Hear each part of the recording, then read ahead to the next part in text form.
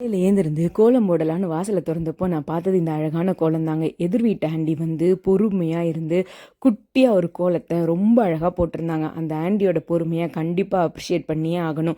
As usual நான் வந்து சக்கரை பொங்கல் எல்லாம் வச்சுட்டு வீட்டில் சாமி கும்பிட்டுட்டு வியாழக்கிழமைன்றதுனால சாய்பாபா கோயிலுக்கு போகலாம் அப்படின்னு சொல்லி பிளான் பண்ணிட்டு இறங்கிட்டு இருந்தேன்.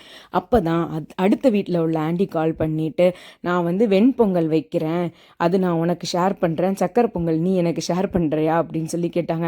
அதனால என்ன, நான் தரேன் அப்படின்னு சொல்லிட்டு அப்படி நாங்கள் பொங்கல் பரிமாற்றம் பண்ணி இன்னைக்கு வந்து நாங்களும் சரி அவங்களும் சரி பொங்கல் வந்து இன்னைக்கு செலிப்ரேட் பண்ணோம்.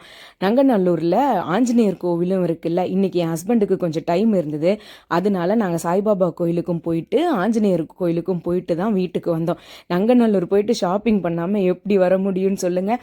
அந்த ஊதுபத்தி ஏற்றி வைக்கிற ஸ்டாண்டெல்லாம் அழகாக இருந்துச்சு.